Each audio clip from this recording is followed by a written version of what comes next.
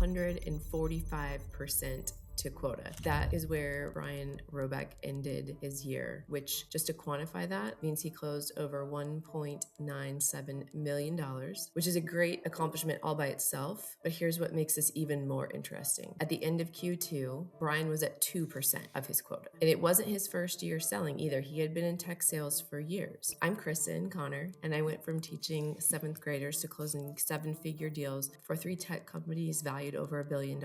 Now I help enterprise account executives stop winging it and start systematically closing larger deals. I worked with Brian as a coach, and I watched his transformation happen in real time. And so I wanted to sit down with him and hear in his words what actually changed, and not just motivational stuff, but the tactical stuff that actually moves the needle. So we're going to break down 3 specific things that Brian did differently. So if you're an enterprise AE who has been an occasional high performer and you're looking to become a consistent top performer, this one's for you. I'm so thankful that you were okay with doing this, because I think you have such an amazing story, and it's such a tribute to just I feel like it was such a gift to me to be able to see you operate and execute the way that you did, because there are people who are like, I don't like where I am, I don't like the results, this is hard. And some people just go, it can either be like I was just telling somebody the other day, it can either give you a target to be like, this is what I'm aiming for now, or it can send people just into an absolute tailspin to be like, oh my God,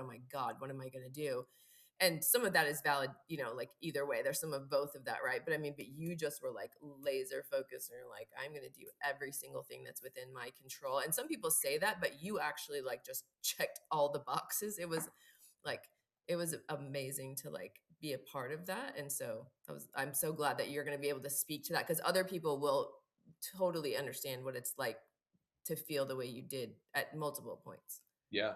I mean, I literally was saying this to my team yesterday, reflecting back on that. And we were talking about team standards, and I kind of had laid out these are our team standards. I don't know if I've done a great enough job, you hear me say a lot of this stuff, but lay it out of here's what they are and why these are there. And one of the last ones, again, not in any order of importance, but the last one that I had on there was that idea of improving on a skill every single day, the sharpening the axe or whatever, of if you commit to that. And the story I went back to was that time where it was oh, I'm at 34K, trying 2%, and trying to get to quota felt daunting. And I was at that moment, I was even myself, I'm oh my gosh, I may end at 34K at this point, but what can I do that's within my control that truly makes me feel like I'm still making progress? And I was if I'm building on these skill sets and realizing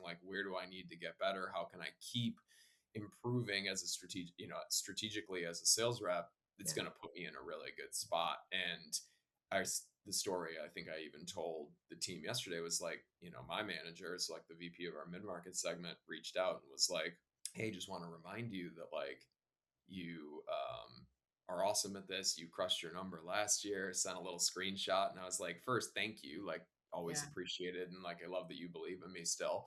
But my response back to him was I feel better than I do last year at 34K than I did at 100% of my number. And I was the reason I do is because I just feel I know what I'm doing now, and it's not showing yet, but it will, Right. Whether that's this year or not, but I'm confident it will. And it clearly did. So it was cool.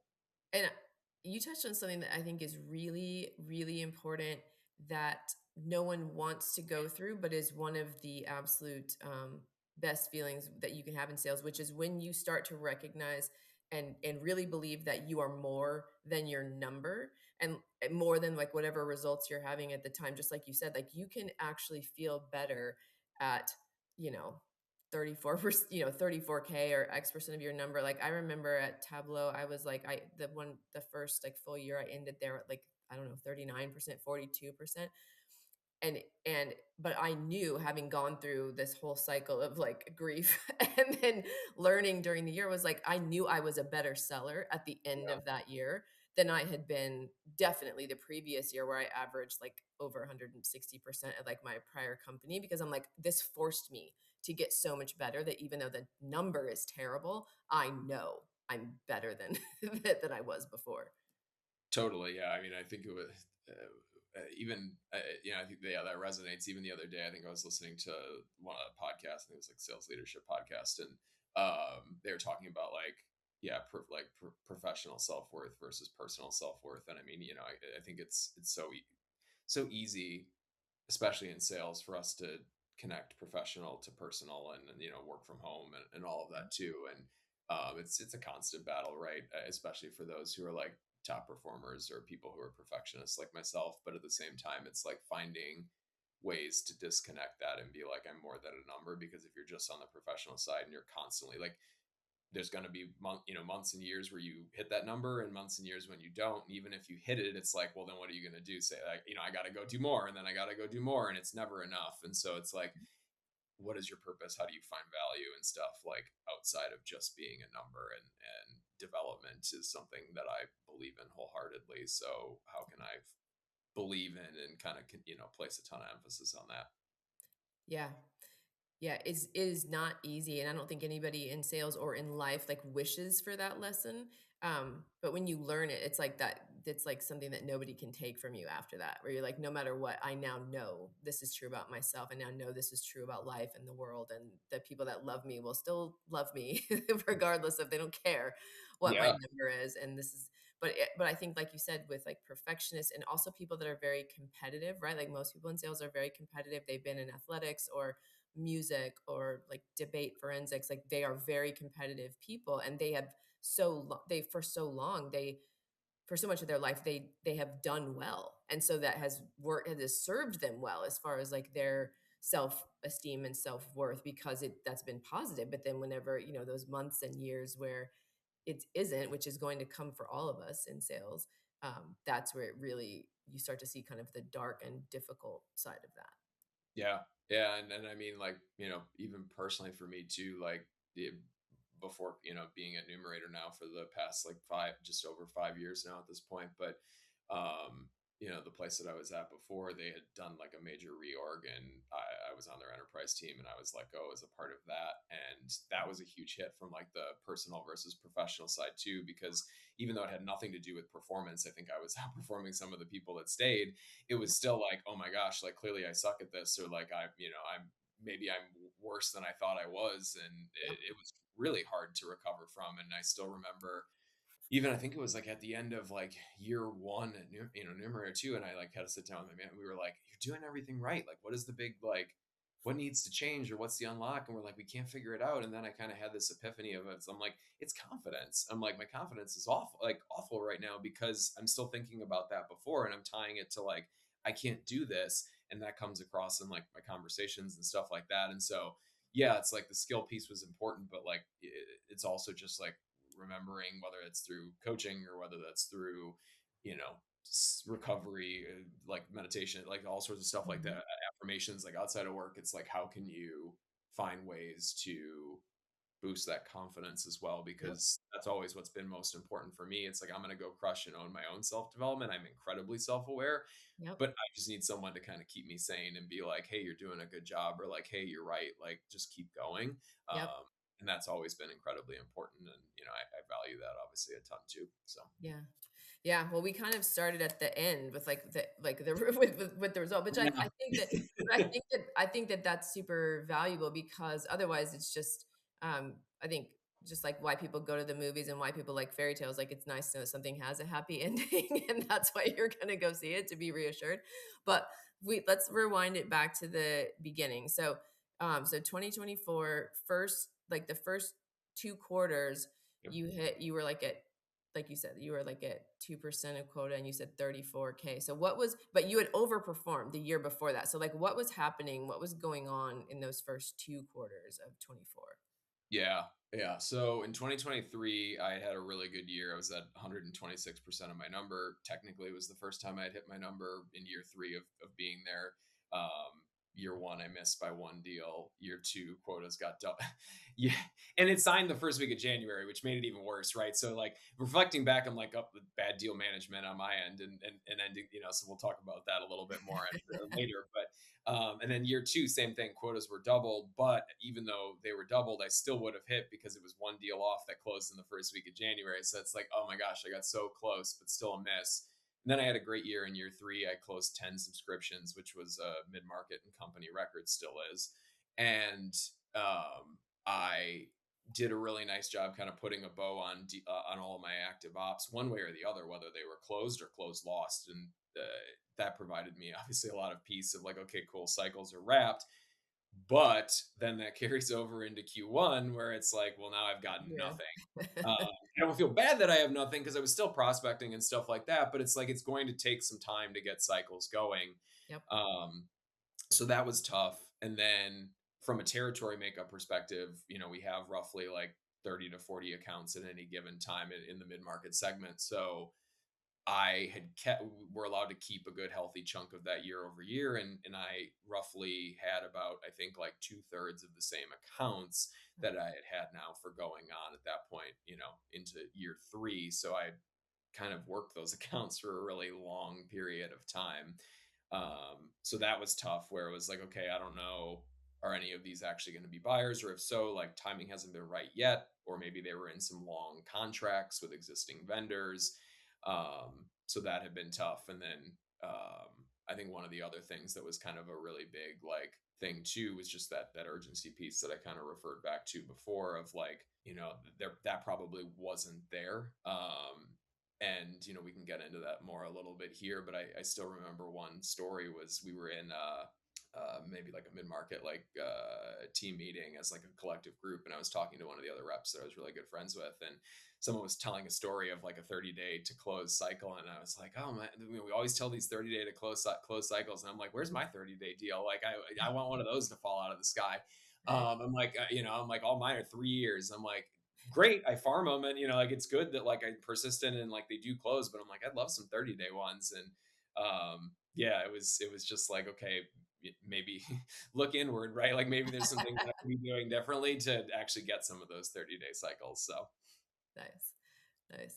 Um, yeah, I remember like talking about this and like you just kind of taking stock of like all the things that had led up to, things being the way they were at the beginning of 24. So then, so like you said, and knowing you and working with you, you are incredibly self-aware and you like told yourself the truth about like what was happening. It's because I had a great year and burned everything down in yeah, 23, right? So now I'm at zero and I've had these accounts for a while. So, but you recognize like at sitting at 2% after, 2 quarters, you're like, I have to do something different. So what did you decide? Like there was a moment where you decided to do things differently. What did you decide that you were going to do differently? yeah, I'm a huge believer in knowing my number, knowing my path to my number, knowing my metrics, right? Like we talk about sports and like it's important to know your numbers, know your stats, right? Like you got to know what you need to be working on. And I was like, all right, I got to go back and look at like these first couple months and like what's going on. And one of the things that I noticed was I was like, okay, I'm starting to get ops, some cycles going. I have a lot of discovery or initial like first calls that are happening, and then that's it. There's nothing kind of moving, like whether it's demos or just kind of stage progression. I'm like, it's kind of sitting there, and I'm like, why? And so I go back and started listening to some of my calls, and I'm like, I'm just gonna like listen to a few of these and see if I can pinpoint something. And I get to the end, and I was like, okay, nothing is on the calendar. There's absolutely no next steps. I'm like, it's kind of like, all right, we'll follow up over email, and that'll be that. And nothing was on the calendar. And I'm like, oh my gosh, I'm like, I need to focus on next steps. And I'm like, I don't know timelines or how urgent some of this stuff is. And I'm like, that's where I need to place my focus. So I'm like, if I'm going to start on something, I'm going to start on next steps and I'm going to start on urgency and see if I can, find a way to like put something into my process where I'm nailing that every single time before I move on and work on a different skill set and see if that makes a difference in terms of like moving things or starting to speed things up faster. Yeah. I and it sounds like you were really wise in recognizing that first of all in just doing in going and doing the replays and being like, okay, what's the common theme here, and then recognizing that not that next steps really was encapsulates a lot of things, right? Like that just having a next step is deal progression, but also understanding like what people are willing to do as far as the next steps talks about urgency, right? In order to uncover that, that has to do with discovery and the questions that we're asking, because otherwise, how do we know what next step to suggest if we don't know, like, do they just want to know more about it, or do they, that sort of thing. So you did that analysis, and then when you decided to make a change on that, and even though there's a lot that's wrapped up in that, I love that you started with one thing, because I think when people are at a really low point, they're like, I need to do everything Yeah. differently, right? Like, just like buckshot, like, and it's understandable. I've had that response myself. It's totally understandable, but it's not profitable. Like, it's not a good way to go because you're just so scattered. So you picked one thing, which was really smart. How long did it take before you started to see results from deciding to do like next steps differently? Yeah, I mean, almost pretty immediately. I mean, the cool part was, again, kind of maybe jumping a little too far ahead, but it was like all of those deals got closed out within 60 days. So going from that 2% to well over 100% of my number in literally 60 days, like all, and most of those cycles being entirely net new within those 60 days. And by the end, it almost kind of got to, it was almost like a internal chat, like goal or challenge of like, how can I get this last one more across the line to kind of wrap the bow on this perfect story of like 0 to 160 days. So yeah, it was cool to see like it hit like that. And to your point too, you mentioned the discovery. I think that was something that like we worked on in coaching segments too. Was like the bucket question was a game changer at the end of those first conversations of like kind of that like, okay, have we aligned that there is a problem, yes or no, right? And then after that bucket question of like, okay, people join these calls for one of three reasons. One is education. Two, being more of like, we have a problem that we needed solved yesterday and we're like actively exploring and evaluating. And the third being like, hey, we know we're kind of trying to be proactive, get ahead of it. It might not be needed to be solved today, but like we're kind of just starting to explore options and something like that. And like, where are you at on this journey? Because I never want to chase anything. And I would say that, and I'd be like, look, I asked this question at the end of every single one of my conversations because like it's not my timeline, it's your timeline. And I want to make sure that I'm being a good partner in this sense. And that was a huge game changer in terms of being able to like help understand what is the urgency on that side of things as well. So I can spend my time in the right spots. Yeah, I think that is so key to understand that it wasn't just that you decided, because we all hear as salespeople like always have next steps on the calendar, always have a next meeting. But if we're just taking that just on its face and being like, I'm always going to push for that next meeting, well, we might get that, but if we don't know, like you said, it's their time. And if we don't know what they actually want to accomplish, and we just say, oh, well, every deal needs a next meeting, we spend our time on things that are super long cycles because they're just in education mode. And I think your ability to make that decision of like, I'm going to ask this bucket question at the end, like what that turned into was being able to spend time on the right deals, the ones that could actually close, and being able to and not have your time diluted into spending time on all these things that were not all deals are not created equal. Yeah, no, absolutely. I think I always had like, a couple things. Yeah, I think I think we talked about like standards and like for my team and personal standards and stuff. What I had always like, what I always believe in, and I still do, is it's like, the ideas of like pipeline over everything, or a healthier full pipeline cures most. And I still believe that. And I totally agree. But then within that, I had the mindset before of like, sports again, right? Like as many swings or as many reps as possible to like give myself that many chances. And I need to have that. And I think that's important. But within that many swings, because I'm always going to have a full pipeline, it's like you still have to know where to focus your time and what's actually the most realistic and most urgent and most burning, to know where to put the most and most immediate attention to. And that was kind of that mindset shift, or that was kind of the game changer that like helped me speed a lot of that up, because things, processes, like internal org structures, people getting let go, like priorities can shift at the drop of a dime, especially these days. So Mhm. how do I keep momentum, across some of those things? Yeah. So I love how this is flowing. So the first kind of shift is um, is like nailing next steps with the little asterisk there, meaning like nailing timelines, right? Like understanding timelines that inform next steps. And then, so then once we're working the right deals, then understanding how to keep momentum like going in that, in those scenarios. And I think you were already good, or already had a good awareness of like multi-threading. But I think when you started to think about momentum, I think that caused a shift in what you were saying, or like how you were communicating as you were multi-threading. Do you want to say, because I think people know that they need to multi-thread, but they don't quite understand, like it's hard to know, like, well, what should I say? What should I send to all these people as the deal is to keep the deal moving? Yeah. Yeah, no, you're totally right. I mean, like, I think from a multi-threading perspective, especially like even before Numerator, I was doing it. I was in an enterprise role. I was calling on really big organizations, but maybe hadn't had the like that level of experience of like knowing like how to strategically do it. And I still remember like getting my toes stepped on all the time, and it was like, oh, I did that wrong, or like, oh, I'm pissing people off, or whatever that may be.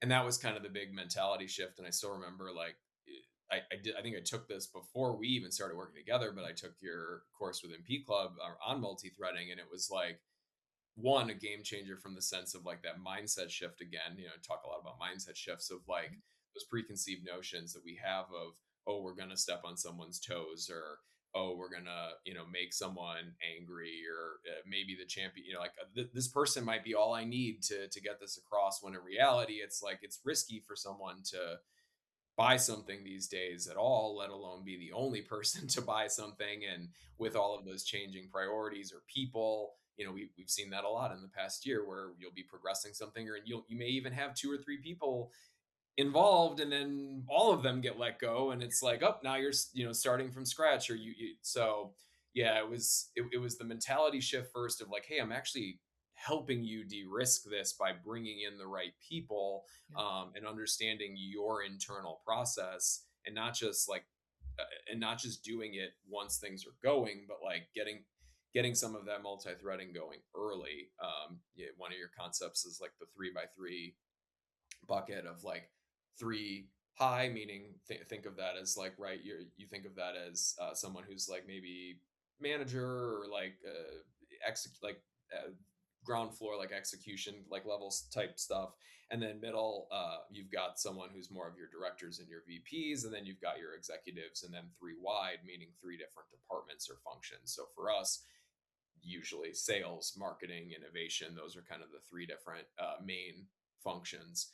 And so I started to kind of even track like, okay, who am I reaching out to across these different groups? And starting to like, I would have time scheduled with one person, and then start to send little notes to folks being like, hey, either meeting with so and so, or like having conversations across the organization right now, would love your perspective on this, even if you're not joining this particular meeting.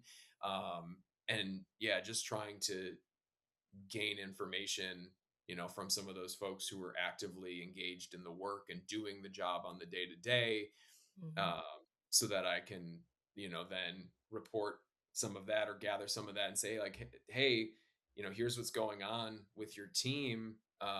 There's a lot of pain. There's a lot of problems here. I think we can help solve this. Like, and then take that to like the executive level or the VP level, and start to involve some of those folks as well. Hmm.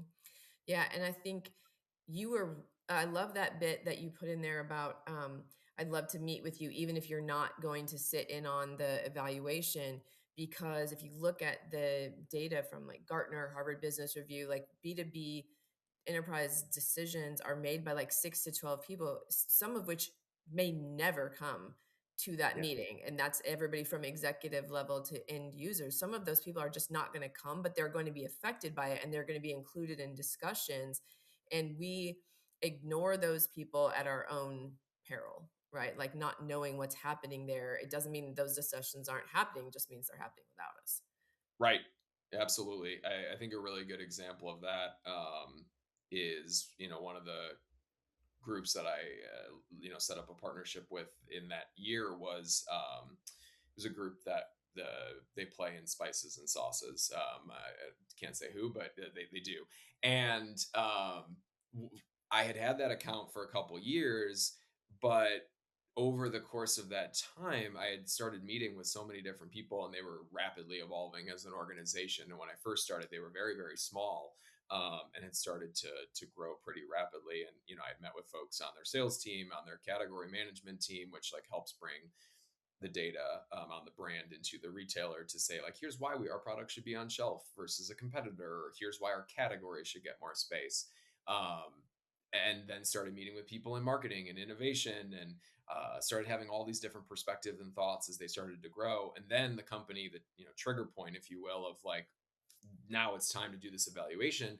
They had brought someone in who also happened to be somewhat familiar with us from a different company, but they brought someone in for a consumer insights role, and their specific task was like, okay, we need to build out an insights function. We need to get smarter when it comes to data as a brand. Yeah. And it's your task to go find like, who is that partner for us. And at that point, I had already I had a ton of perspective and was able to lay out for her, kind of at that VP level of like, hey, here's all of what's going on across the business. And then had even made like their CEO aware of it too, of like, hey, I'm meeting with all of these different functions of the business. Here's what I'm hearing. And, he made a joke and he was like, well, it sounds like you know the org better than we do. Or like, you're a member at this point. He's like, you should come on site. And like, and we did, and was able to present some of that stuff. And it also made it really easy when we were thinking about like, how do we sell this in or help them sell this in within the organization, of not only having all of the perspective of like, here's how to make people do their jobs better, but also like what the executive team cared about at an executive level. The team had shared back like, hey, I was just in one of our kickoff meetings or one of our exec like meetings, and one of the things that's massively being talked about right now, the internal terminology, if you will, was like, how do we become more relevant across someone's pantry or across someone's table? Meaning, okay, if someone just buys spices, maybe they buy sauces from a lot of other brands, and how do we get them to buy our sauces? And we have a lot of different categories now, so how do we get that spice buyer to buy all of our categories or a lot more of our categories? That's how we win, versus having to go just bring in a bunch of net new people who only buy us once. And Right. so everything that we did, everything that we communicated, even all the data that we presented and shared back as to like, here's why you should partner with us, was all tied back to that specific executive priority of like, here's how we help you become more relevant across people's pantries or across people's tables. And I wouldn't have had that without gaining all of that different perspective, and being able to build that kind of collective case. So yeah, you mentioned like, almost like 6 to 8 plus people being involved. Like, yeah, I would say there was probably like 12 to 15. It was so Yep. many different people. Yeah. Yeah. And so much of what you said there, I want to like go back and touch on. Number one is that you went on site. Well, number one is that you knew the organization almost better, that he said better than they did, because you talked to so many people. And like, Yeah. that's when you know you're doing it right, is whenever they're like, well, you clearly know us as well as we know ourselves, or maybe better. But then that you went on site, because I think so much of the time what we think, of as multi-threading is like, well, how can I send an email, or how can I like call someone? But multi-threading doesn't is not necessarily an email. Like if you can, like if you, the closer to in person you can get, the better. And so like going on site is some of the best multi-threading, because you start to see who's in the room, right? And who else can we be bringing in? And then that's where you learn, like you said, the vocabulary, right, of Mhm. especially of like executives. Nate Nesrella talks about catchphrases and code names, and like anything that has a catchphrase or a code name is like is super important, right, as far as like the speaking the language of all the different people, but especially that executive buyer when you're multi-threading. And I think then that also goes to, um, one thing that I know that you did, the another thing I know that you did really well to get a bunch of things closed, is understanding the what's in it for me for all the different levels. And I'm remembering, I don't know if it was that company, same company or not, but I'm remembering a deal where it was in procurement, and then you went to not procurement, but the other stakeholders to remind them what was in it for them. Can you tell that story? Because I think that hearing it in that light as an example, I think people would be like, oh, that makes sense as far as like how to message, like what's in it for me, and also the impact that came from that. Totally. Yeah, and I think that ties really nicely back to the urgency piece that we talked about before too, because yeah, that was a cheese brand that we had been, we had been making really good progress. It had been moving, the deal had been moving really quickly, and we had tied it back to specific like meetings that they had with retailers, because a lot of ways that the brands will use our data is they'll take it into those meetings and sit down with the retail buyers and say, hey, here's the value of our brand, right? And for this particular brand, one of their um, biggest growth levers was to keep growing the business at Costco. As we more people are shopping at Costco these days, people are seeking out value, and so it's Yeah. like, how do we become more relevant there? And their CEO had a perspective of like, we're about a $20 million business at Costco right now. I think our runway is up to 50 million, right? So we almost need to 2x, 2.5x this. Um, but we've been trying to do this now for years and we haven't been able to do it. We've got this one item that crushes at Costco, but like, how do we get more? And I met with, I knew that perspective because I had met with someone who owned the Costco business, and she had mentioned like, hey, this is kind of what I'm hearing and been trying to do it, haven't been able to make it happen. But we've got this meeting coming up in about like a month, almost less, right? And we would need data like this for it. And I'm like, well, here's where we're at right now with the evaluation. We're really close, but it's actually with procurement right now. So we're just trying to wait on, them to kind of sign off on this and then send it back for signature.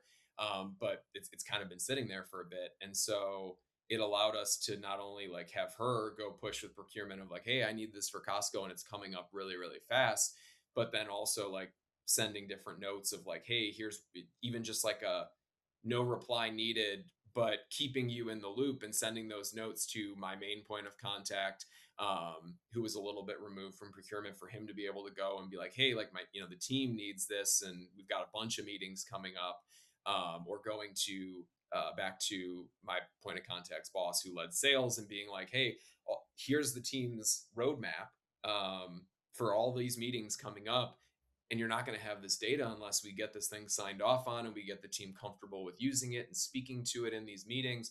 Then going back to the CEO even and being like, hey, I know Costco is a huge priority for the organization.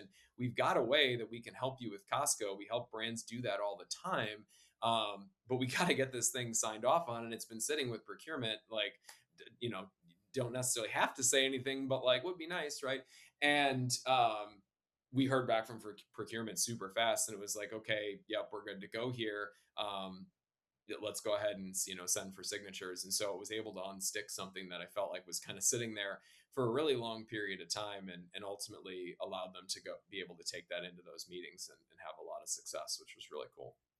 Yeah, that story is like the trifecta of like everything that we've been talking about, right? It's like understanding what their priorities were and their specific timelines. Like that their priority was more business at Costco, but understanding because you had multi-threaded, like that they had specific meetings on the calendar at specific times that you could tie into their own timeline, right? You're not saying, oh, well, this discount expires, right? You're like, hey, this is here's something that's important to you. And because you had multi-threaded, you knew that. And then you were able to move the needle again, not with like discounts, but by recognizing what was in it for each person and therefore what they would lose if that didn't get signed on time. And so then they put pressure on procurement, which is so much Yep, better than us doing it. absolutely. But you did so many things, like all of those, like understanding and executing across all those pieces is really hard to do, and you just turned all of that around in like such a short amount of time. What was the hardest part about like implementing and executing across all of those things and remembering like all these different motions across all your different deals? Yeah, I think this it's the hardest part of honestly implementing any sort of like, well, that's kind of the key, right? Is implementation, right? Yeah, It's doing execution. it, Yeah. putting it into practice. I think that's the key, is like, how do you set up, because I am very process oriented, and maybe not everyone is, and that's okay, or you're working to find that process. But it's like, how do you find a way to turn it into a process where you can consistently repeat it and it Yep. becomes habit? Because unless you're practicing it with, with your sales leader, or practicing it again live when it's happening in the moment, ideally you practice it beforehand. Right. But yeah, that was the key, was kind of being able to like put it together. So it was like when I coming into a call, I would have a prep doc where it's like, these are the things that I, need to know. Like, here's the two most important things that are must haves coming out of this call. Yep. What's my upfront contract going into a call, of like, here's the purpose of the call, the agenda of the call, and the outcome of the call. These are the next steps that I'm going to be recommending, maybe a couple options, and why and with who, and like putting it in bold, like get it on the calendar, make sure it's continuing to move. And then even writing out that bucket question at the end too, before I go into next steps, of like, okay, understand you got to ask this question every time, understand the urgency, and then just continuing to repeat that over and over again. And that's not necessarily an easy thing to do, because it can be really easy to fall out of that habit, or not prep the call, or, "Oh, I've got a million other things I need to do." And you don't actually get better at it unless you're practicing it, or you have a system in place to go ahead and allow for it to be repeated. So yeah, that was the hardest part, but I think the biggest difference maker in terms of being able to like apply it. Yeah. So you basically overhauled your your own process and your own like playbook for what I do to progress a deal. You kind of recreated it, and made it systematic so that therefore you were able to like repeat it Yeah, across multiple things and not just apply one good, not just apply it sporadically. Like exactly. you are really good at systematizing. And I think any and we keep saying mid market, like that was technically your title, but like you were working like big six figure complex deals, multi stakeholders. I mean, your title was mid market, but these are enterprise level deals that you're working, and it's hard to consistently do check all those boxes with that many people unless you have some sort of process or playbook that you're going by. Absolutely right. And I think all of this would have been incredibly helpful in my previous role, and even in the like, absolutely in the current role. It's kind of even my own like nexus or point of view, if you will, of our current segment. And I tell this to my team as to like why it's so crucial to be working on those skills and up leveling from this perspective, because this mid-market sale is becoming much more of an enterprise sale, because brands are Everywhere. developing and growing and becoming more complex, or you've got some of these legacy brands that have maybe been working with a different vendor for a really long period of time, and like those might be the bigger deals that like are going to take a good sized chunk out of your number. And the only way you're going to be able to do that is by being able to work strategically and do some of these things at scale. So yeah, to your point, absolutely applies to enterprise, and I would view these as almost that exact same way. They are. Your company just called them. Yeah. Just called them something different, but that's exactly what they were. And I think that's not only happening at your company, but it's happening across all reps I talk to everywhere, because money is tighter now, and so more people are getting involved. The process is more involved. It's taking longer. There's more people involved, and so things that used to involve maybe two, three, four people are now involving 12, 15, 20 people. So it's not just you. Like the mid market deal is becoming, for all intents and purposes, an enterprise deal with the way it unfolds. 1,000%. I mean, I was on a call with a current customer now, because I have work with reps who are both like net new and existing business growth and renewals, and was on with a current customer maybe a couple months ago now at this point, and he was like, they were purchasing a couple of survey credits, which is only a couple thousand, so it's very cost effective, like efficient. But he was like, yeah, for even like a couple $1,000s, like I still had to go get sign off from our CFO. He's like, that's wild to me, but he's like, that's the reality. And like, if it's the case even for a current customer, like clearly that's the case across a lot of these, Mhm. not just for our company but for everywhere. And so yeah, you have to think about things much more strategically. Yeah, yeah, I think that's a great call out. Um, so you created that playbook. Like, what was the hardest part about implementing all of that? About like overhauling your playbook and doing things so differently across all the different deals? Yeah, I mean, hardest part of implementing the playbook, I mean, I think like The hardest part would probably, I mean, again, from besides just like doing it consistently, I think again, it's like, I mean, I think it's being able to not only implement it and like go right, you've got the system, you prep for it, you go do it. But then I think the other part of it is also like going back and ensuring you're doing it, Mm. and like, because I think like, right, because I think it's easy to you prep for it, you do it, you think you nailed it, and then are you really doing it right? So like, one of the other big things that I talk about on my team all the time is like, watching game film or going back and like reviewing your calls and like working with me or working with your manager or your sales coach or whoever. Yeah. And we did that a lot too, where it was like, okay, like maybe not like call reviews together, but it was just like, okay, um, go back and am I executing on this stuff? And am I putting it into practice? And if I missed, it's not like, oh, shame on you for missing. And that's kind of the culture that I'm trying to create on my team. And hopefully I think it's there is like, it's not a, oh, you missed it. It's like, okay, how can we practice it so you feel more comfortable to ask that thing next time, or Hmm. what felt weird about it that maybe like we can work on so that you feel good, or if it's missing now that doesn't mean it's missing forever. How do Yep. we go ask that thing on that next call, and how do we work together to keep de-risking these deals? So yeah, I would say like that's kind of the biggest thing in terms of like, okay, now I've got the system and I'm doing it, but am I really, yeah, executing on it? Yeah, I love your point about game film, and because it lends itself to all the other things you said, which is like just because it was missing in one game or on one play doesn't mean it's gone forever. It just means we practice it more so that next time we run that play, it's there. Like next so that next game it's there. It's not unrecoverable. We're not robots. We are not going to check all the boxes every time. We just do the best we can and practice the stuff that's missing and go from there. And not every culture is like that, but sometimes it's not even like that inside our own head, right? And so hopefully we can start with how we view it and how we're viewing ourselves, and like having that growth mindset of like I have another, I can do this again next week, that Yeah. that sort of thing. Um, I'm curious, like what surprised you the most, like in that whole like overhaul year? Yeah, I would say the biggest thing that surprised me, and this kind of goes back to the story that I told of the like, I wish like a 30-day deal would fall out of the sky for me too.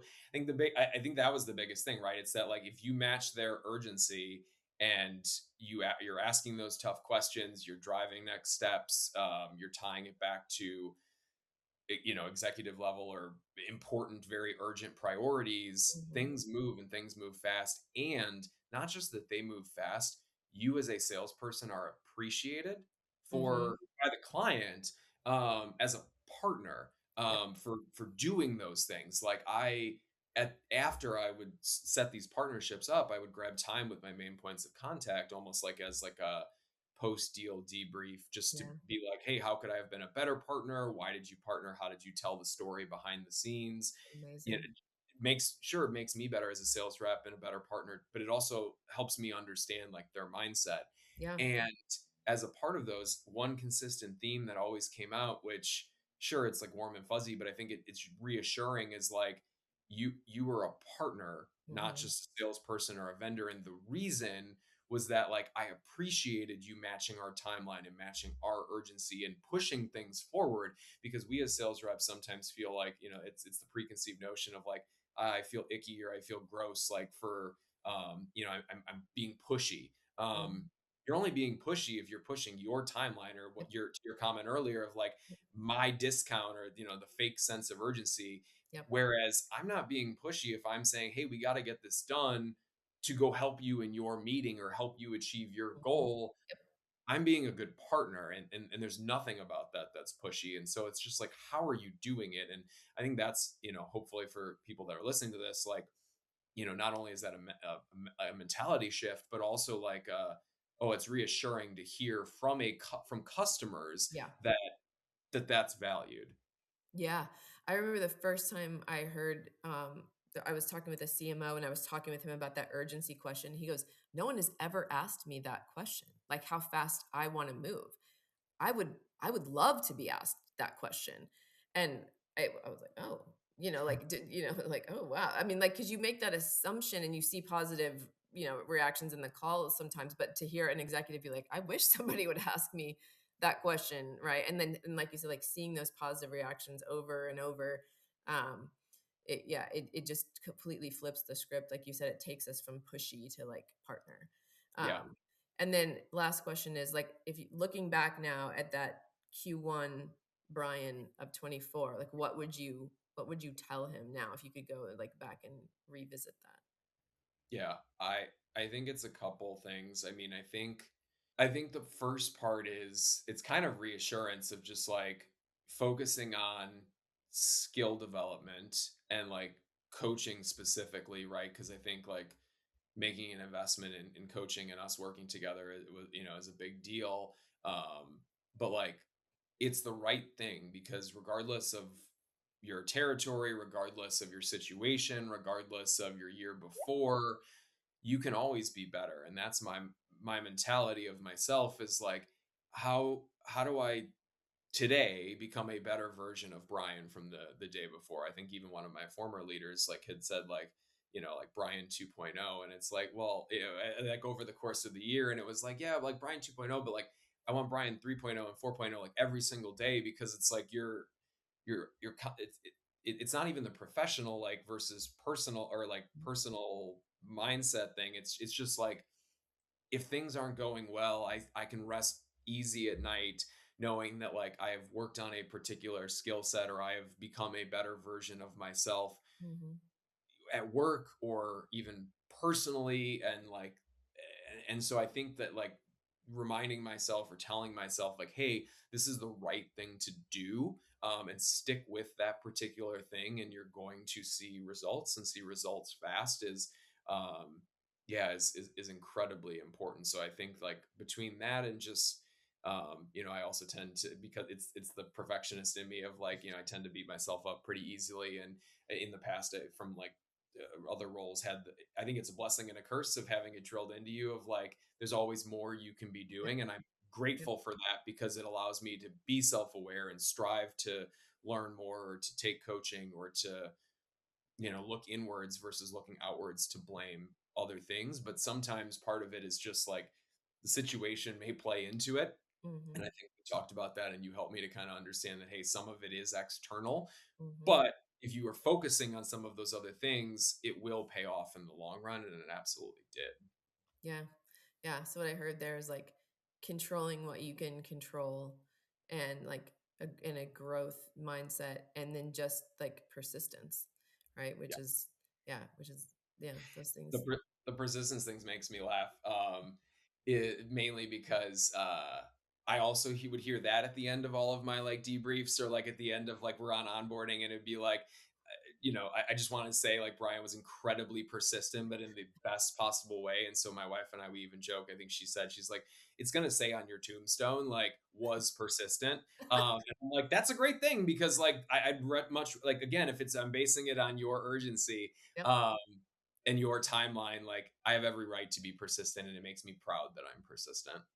Brian, thank you so much for doing this. So let's recap what Brian did to go from 2% to over 145% when he started to close almost $2 million dollars, when halfway through the year, he had only closed 34K. There's three things that he highlighted: matching urgency, multi-threading, and motivation. What do we mean by those? Matching urgency means he looked at what deals had actual timelines, had actual compelling events, and he focused on those deals. Multi-threading. He got involved with multiple different levels of the organization and some stakeholders who never even came to any of the meetings. And then motivation, the what's in it for me, again, at multiple different power levels, all the way from individual contributors to C-level executives. So here's what I want you to hear. Brian didn't suddenly become a different person. He didn't suddenly learn some secret strategy. He made three tactical shifts in how he approached his deals, and he stuck with them even when it felt uncomfortable, even when he didn't see immediate progress. So if you're an enterprise AE and you want to improve your results and make them even better, if you're starting a new role and you know that you you want to hit the ground running. Know this, it's not about doing more, it's about doing the right things differently and consistently. If you found this helpful, hey, make sure that you're subscribed so you don't miss anything. I work with enterprise sellers who are tired of feeling scattered and want to move to a more systematic approach to closing bigger deals so that it makes winning sustainable and repeatable. If that's you, check out the link in the description. I'd love to talk to you. And thanks so much for watching. We'll see you in the next one.